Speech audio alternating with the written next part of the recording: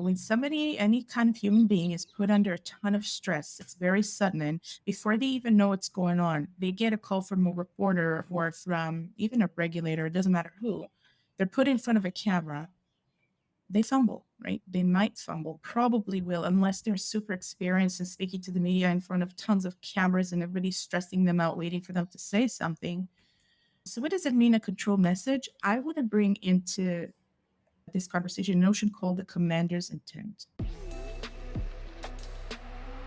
Welcome to Audience First, a podcast for tech marketers looking to break out of the echo chamber to better understand their audience and turn them into loyal customers. Every week, Danny Wolf has brutally honest conversations with busy tech buyers about what really motivates them, the things they hate that vendors do, and what you can do about it. Get access to practical information on how to build authentic relationships with your audience. Listen to and talk with your buyers, and apply real customer insights to your strategies and tactics. You owe it to the world to unmute your mic. Are you ready? All right, welcome to another episode of Audience First. I have a very special guest with us today. As always, I'd like to welcome Limor Kessem. Limor, welcome to the show. Hi, Danny. How are you doing? I'm doing great. Limor, let's get into it. Tell me a little bit about who you are, what do you do, and why the hell do you do it? Okay. So I'm Limor. I'm a mother to an active kiddo, and I'm a senior consultant at IBM Security. I do cyber crisis management. I'd say, in the past 13 years in cybersecurity field, it's just been a rite of a lifetime, and I do it because I'm extremely passionate about it. It also hits on a lot of my talents that I just love bringing into this and helping people, helping companies that help people, helping vendors, helping governments, militaries, anybody that needs to be better and do better on the cybersecurity side of their operation. What does cyber crisis management mean, essentially? So a cyber crisis, if we look at what kind of cyber related incidents we can have, we'll probably have a pyramid of some sort. At the bottom, that's going to be your everyday stuff, like users doing stuff they shouldn't be doing, or, either little incidents, you just monitor, you see it in the scene, you close it, whatever, you do all those things. Then you go up a bit. Every time you go up a bit in the part of the pyramid, you'll go to a worse incident. Then there's going to be one that's like your top incident where your cybersecurity team is going to handle it, or your CISO, right? But then there comes a point where it becomes a whole of business crisis, meaning the business itself is now at risk. It's spilled into the media. Reporters are calling in. They're talking to the CEO. The CFO just got an extortion letter. Like all these things, it calls in the whole executive team into the picture. The board is calling and saying, okay, what the hell's going on here? What are you guys dealing with there? Give us the download. Everybody's confused. Everybody's, it's chaos. It's a lot of stress. And if a company is not prepared for it, and we've seen this in the media time and time again, even for really big companies, they're not prepared. They're saying things they shouldn't say. They're not informing customers on time. It becomes a crazy, horror dance there. And that's what we're trying to prevent for organizations. At Cyber Crisis, we speak to those executive teams. We prepare them. And we integrate them into your CISO, of course, leads, from the security side. We integrate to their DR. We integrate to business continuity. We integrate to communications, to finance, to everybody. Everybody has a role. They need to know it. They need a checklist. They need a plan. They need a playbook. All those things is what we do at Cyber Crisis Management. So it's not essentially strictly for the CISO of the organization. It's across the whole C-suite and below. Yeah. Right. So it's actually like, if you look at cybersecurity incidents, so, IR, right? Incident response is CISO down. Cyber crisis is CISO up. So CISO and its peers, the peers on that level, and also the board of directors, because nowadays some board members may have personal liability.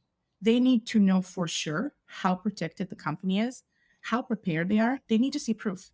They need to see the plan. They need to know it's drilled, and they need to see improvement over time. So if something took, 5 days now, it has to take 4 days later, kind of thing. They really need to see KPIs. Like, how good are we doing on this? How are we improving on this? And they want to know they're covered, at least to mitigate the risk. So that's why we're, going upwards there. Now, there's a term floating around that I see very frequently: Mhm. cybersecurity resilience. Is that the same as preparedness? I think it's more than preparedness. I Hmm. mean, it's preparedness too. It goes into it. I think, maybe preparedness is the big, a big umbrella term for it as well. I think it's having everything really under control as much as possible. Obviously, there's a limit to the control we can have. I just was a speaker for the cost of a data breach report that IBM releases every year. And the total of all attacks were just human error and, and glitches, things that we have control over. And so that's why I say, to the extent that we do have control, we want to have that control a little more. If half of the attacks almost are not even caused by anybody malicious or any external party, then we have a lot of control. Like, can we reduce the possibility of an attack by half? Right. So, yeah, so maybe preparedness is a great term for it. It's having control, it's having, being prepared, it's having the right controls in place, right, that really fit your environment. And also, before throwing a bunch of controls at the whatever environment one has, is looking at, how do I engineer this environment better according to the threats that I'm exposed to or that are most common or prevalent in my industry? Like, really being meeting the adversary with the right weapons, kind of with the right tools. If you're some sort of a government entity or a weapons manufacturer, or whatever they want to call those, you have other threats to worry about than the cyber criminal next door. You're dealing with nation state attackers. You're going to deal with the worst part of them, because those are the military grade attackers that are coming from, adversarial nations and so on. That is your biggest worry. That's what you got to prepare for. And you're going to have to really be a lot more, risk averse in that sense than somebody selling something, right? Somebody selling something. And what surprises me time and again is how, at the end of the day, we'll end up seeing very well-known companies, even security companies, be caught quite unprepared. And, it amazes me. I'm like, there's no way. There's no way they did it this way. They know how things should go. They know. But yeah, so it's meeting the adversary with the right tool set. It's having your people have the proper awareness and actually doing awareness campaigns and actually doing role-based education, making sure they have the right training, the preparedness part of like having plans, that side of things. Your plans are on point. You have playbooks, you have scenarios. Those are drilled. There's a book, you look at it, it says when it was drilled. Every 6 months or every year, there's a simulation, something real, like to kind of like live the security inside the organization. It's no longer a thing where you're like, lightning will strike. 83% of companies we talked to said they had more than one breach by now.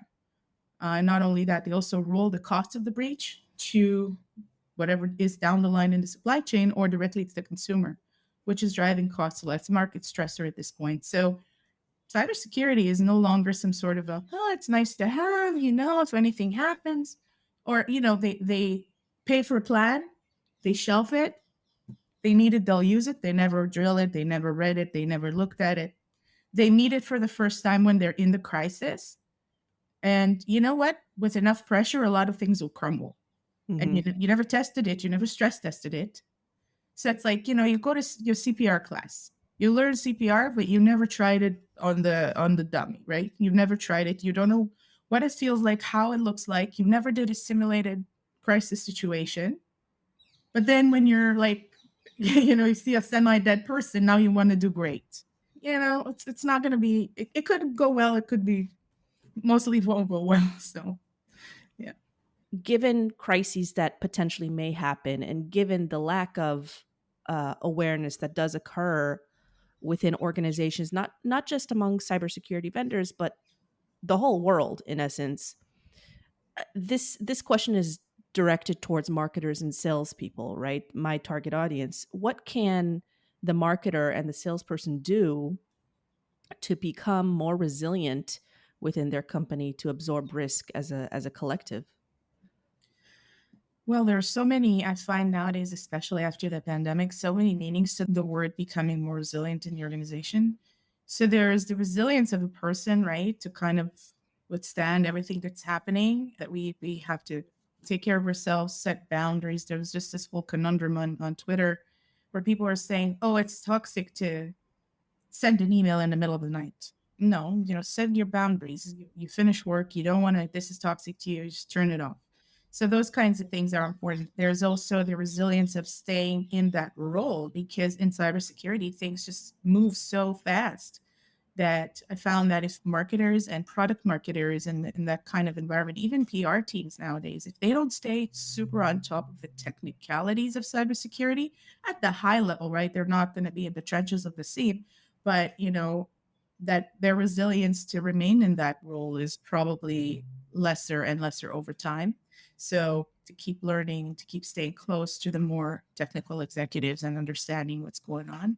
There's also a resilience to risk in terms of, the cybersecurity risks. So making sure they use their knowledge to the benefit of the company and to, as an employee, right? To making sure they do not cause the company to encounter some sort of a breach. They don't fall for stuff, things like that.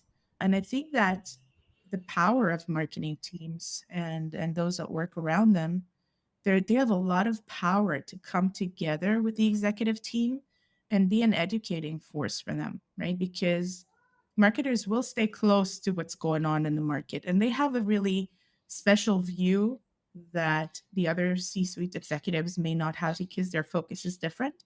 Of course, they'll have it to a certain extent because they have to stay competitive, but I think this is where the edge can come from marketing to the rest of the business and be educational or support educational efforts, support maybe the CISO and awareness campaigns, things like that. I find that super helpful for the whole entire organization to be able to counter risk a little better. That's amazing. What can cybersecurity vendors do to reduce these crises that are happening?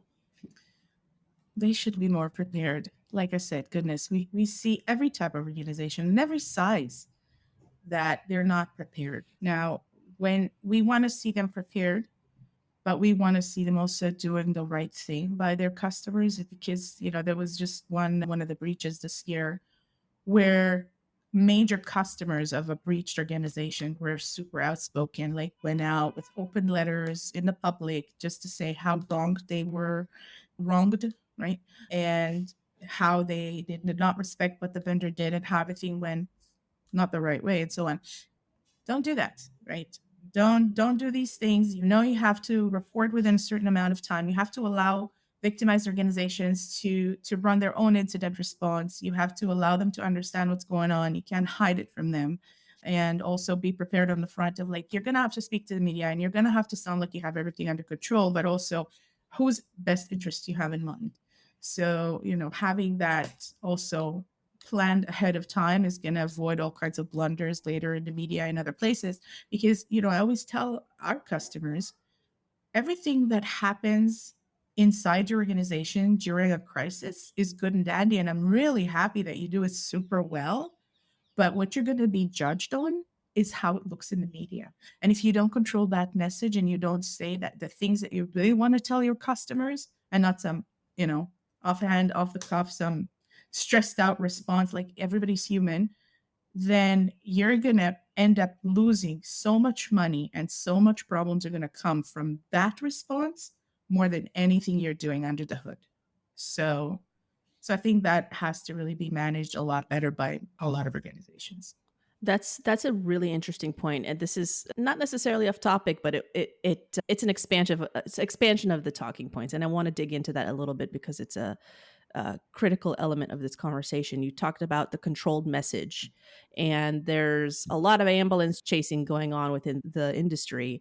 In your opinion, what does a controlled message of a crisis look like to you, and how can vendors and PR teams within those vendors and organizations kind of create more meaningful messages that impact the industry positively?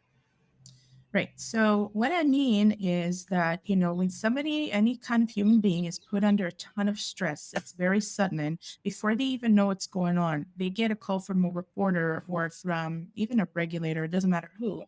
they're put in front of a camera, they fumble, right? They might fumble, probably will, unless they're super experienced and speaking to the media in front of tons of cameras and everybody's stressing them out, waiting for them to say something. And I've seen it. I've seen it so many times. I have so many examples. I actually keep record of them because it's important for me to see how things go wrong to help companies not, fix it, do the right way. So what does it mean, a control message? I want to bring into this conversation a notion called the commander's intent, right? That means that the company sits together with the CEO, with the CISO, with everybody that manages risk for them, with the comms team, with the PR team, all those important people that shape the message all the time. And I want them to think about, what is the most meaningful thing for us? Let's say the commander's intent here is, let's say we won't pay a ransom. We put our customers first. That's the most important thing. There's a company that had a major breach. So when their head is cool and they're able to think through of how do we put our customers first?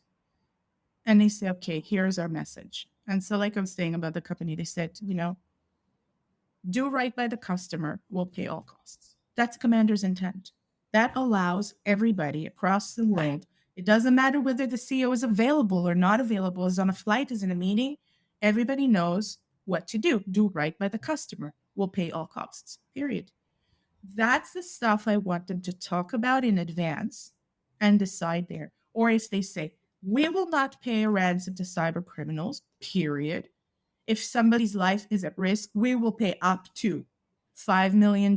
Like that kind of thing. I want them to think about it in advance. And even when the time comes and, they have to make other decisions, they still have the core understanding of what they decided in advance. And again, if the CFO or whoever is not around, there are pre-approvals, pre-authorizations in place already.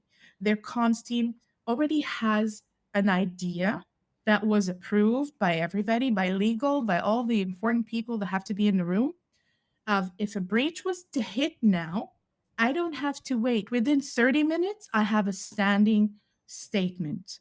And I'm going to say ABC. I'm going to get the information from this person. And here's their phone number, their email address. Here's their delegate. Here's the other delegate. And I'm going to get that information from them. And then I'm going to put out this statement, and it's going to be a good statement that was approved in advance. That's what I mean about controlling the message. I don't want them fumbling in front of cameras or trying to, scramble to understand things, and they don't know who to call and they don't know who to go to. This person said that, the other person said that. I want them to have a straight up seed document with all the information from their technical team. It's just organize the chaos, because there's chaos. And a lot of times when you look at large companies, that chaos includes bringing in a bunch of consulting companies at the same time. So they'll bring in Mandiant, and they'll bring in IBM, and they'll bring in CrowdStrike, and they bring everybody in because they're freaking out. And this will cause even more chaos. So we talked about how to reduce crisis. Don't do that. Right? Bring in a cohesive team and trust them. If that's the company you have a retainer with, chill out. Let them help you go through this instead of making the chaos, augmenting the chaos. So that's, that's the kind of thing I'm talking about, the controlled message here. I love that. That's amazing. Now, you talked about examples that you track, right? Good examples, my assumption, yes, and bad examples. Now, I'm not going to pick at that and ask you to share those examples, but it would be nice, right? If you don't ask, you don't get. So if there are any examples that you think the audience can learn from, right, that would be great to unravel here. Yeah. Look, if I look at very public examples, I'm not revealing anything that's not Googleable within 2 seconds, or that many of our listeners here haven't heard or seen before. So I'm not telling you some big secret here. You look at the response that a huge company like Equifax had, and you're like, wow, you could have done better, and I'm sure a lot of people wished it went better. That breach is currently at about $1.38 billion of costs to Equifax. Yeah, average cost of a data breach globally is $4.35 million. Average breach in the United States, $9 million. I mean, $1 billion plus, and this isn't even over yet. Nobody wants to go through that. I'm sure Equifax did not want to go through that. And as big as they are, something like that is so impactful that, if it was really prepared in advance and the security, that preparedness and that resilience was in place and controlling the message and also the activities that followed, it would have cost them a lot less money, but it would have cost them a lot less in every other aspect, including of the eventual damage to customers and people that were whose data was managed there. Another case that keeps haunting is the Uber case. Uber Hmm. had a breach. There was an executive decision of the then CEO to hide the breach, to pay the criminals and make them promise they won't expose it. One thing led to another. Like, obviously that CEO had to step down. And unfortunately, what keeps leaking into the media is more missteps, right? For example, hiding information from the regulators, hiding information from the investigators. Like this is just recent, like just I think this month, last month, I was reading about it. There's one executive is being sued for fraud. Like it's just ongoing, and this breach has happened a couple of years ago, right? So those are the kinds of things. It's like really think about those decisions in advance. What's going to happen if you do that? Will it eventually be found out? Yes. Eventually it will, one way or another. What will happen when it's found out? Are you willing to take that kind of a risk? Are you willing to now have, lost your job, be the CEO known for that kind of step and all those other things? I mean, I don't think anybody wants that. And I think that preparation and consensus through the entire C-suite can be helpful. Right. Exactly. I love that. Thank you for sharing those examples. Those will be linked in the episode for anybody who's interested in reading more up on that.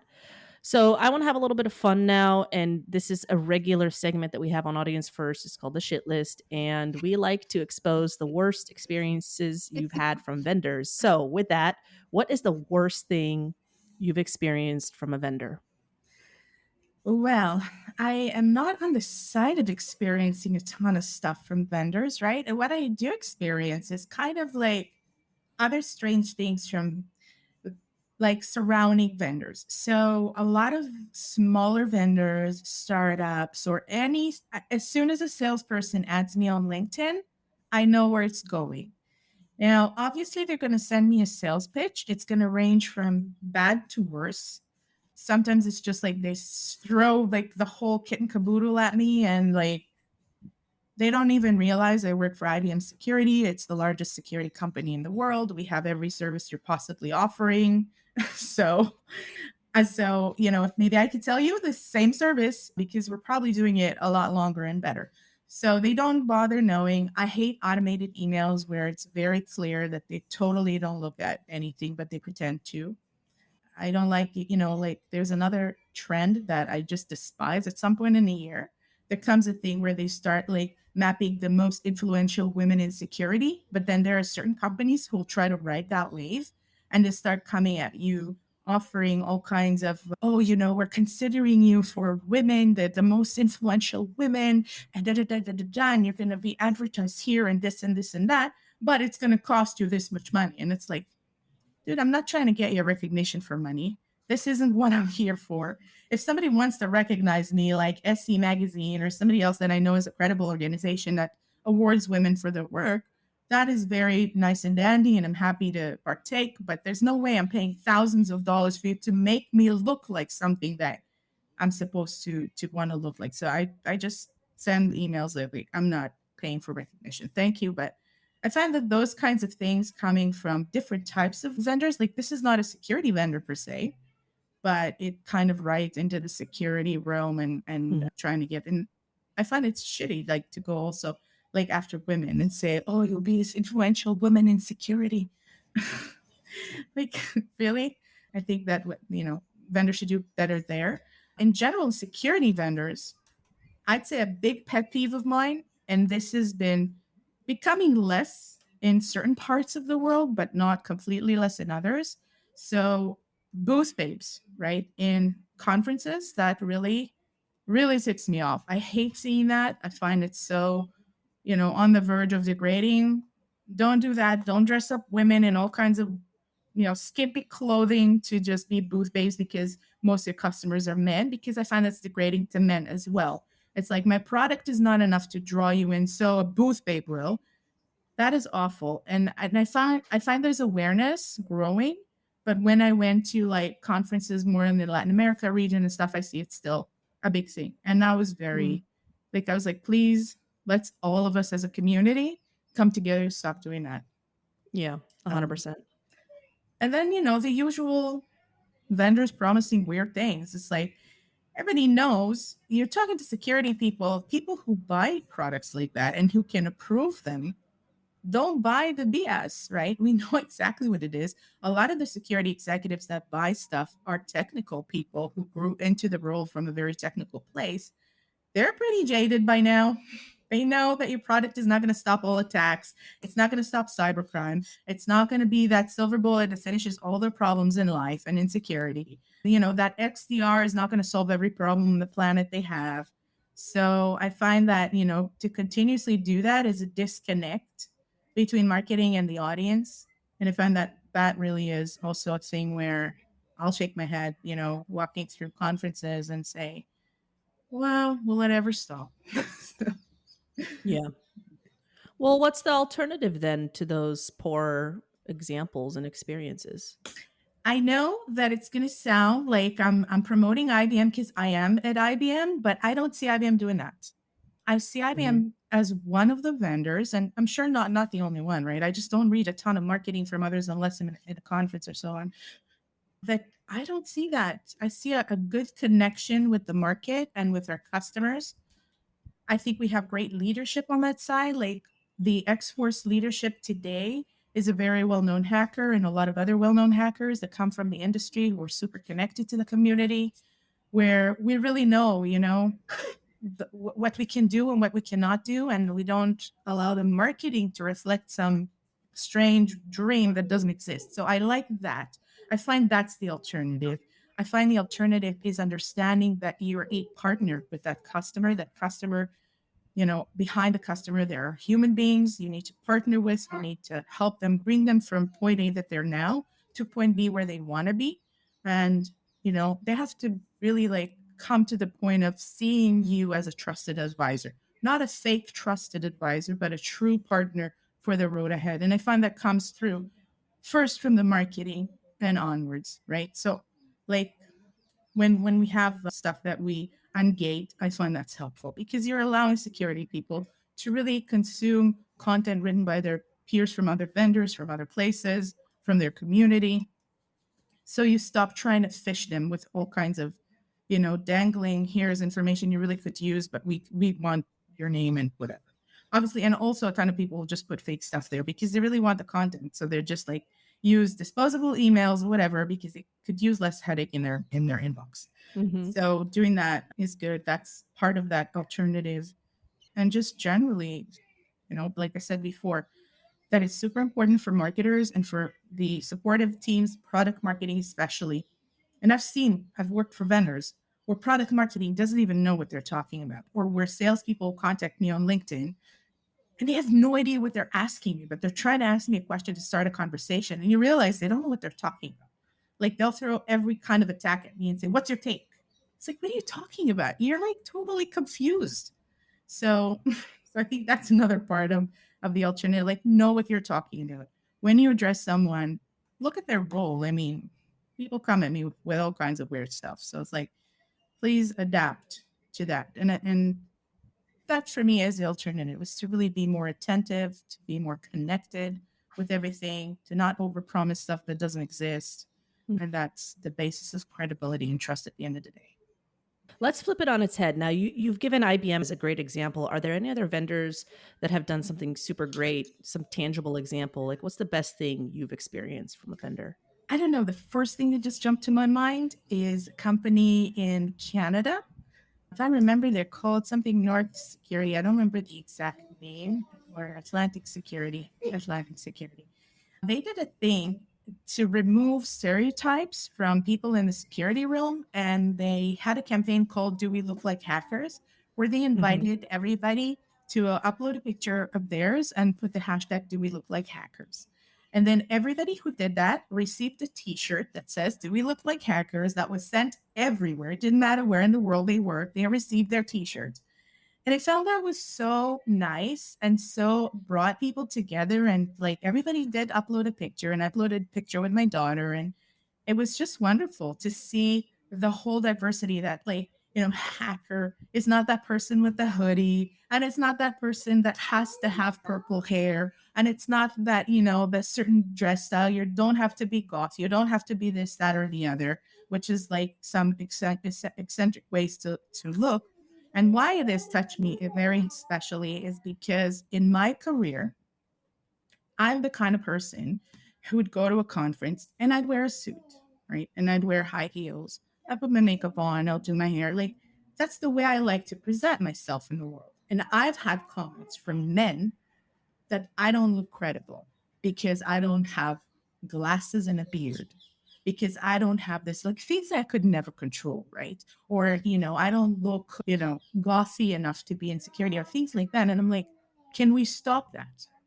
Can the person that's in security just be recognized and credible for what they say, for what they know, for their actions, rather than for their looks? So I find that from this company, Atlantic Security, was so a wonderful thing that they did and so helpful. And I wish they'd do it again. I wish they'd do it again. They don't have to send t-shirts, but to kind of keep that awareness of the true essence of everybody working in security. I'm happy for companies that do realize those little things, those nuances that, are important. That this is the first thing I remember, right? Mm-hmm. That's awesome. Well, Limor, we're headed towards the end of the episode. I want to ask you one more question. Is there anything else you want to impart on the audience today? I always have stuff to impart. Let's hear it. I'll tell you. In one time in my career, I went to a different country. I believe I was in Spain or somewhere. And I ended up meeting a reporter. We talked about cybersecurity. We ended up talking a little bit before because we were waiting for a colleague. And we ended up just talking between us. I don't know how it happened, but I was really glad. It sparked a real big interest in her. And she decided to transition from being a reporter into cybersecurity. And what I want to impart is that, for everybody listening, you're already probably somewhere in this industry. You probably already know a lot. The transition into actually doing stuff in cybersecurity more, on the more technical sides, or security management, you probably have a point of view that could be super helpful to organizations. And if you are considering it, I would be, more than happy and more than open to hear from you on LinkedIn, on Twitter, which is where I typically am every day. So you can check me out there. And if you need help, and if you need connections, and if you need resources, and if you need plans, or you want to talk about something, and you need a mentor, whatever it is, please reach out, because I'd love to see more people moving into this realm, especially that we just need so many more people all over the world.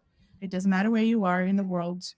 As I've mentored people in India and in the Philippines and everywhere in between. And, I'm happy to hear from anyone, because we just so desperately need more people, more women, more diversity. Everything you got, give it to us.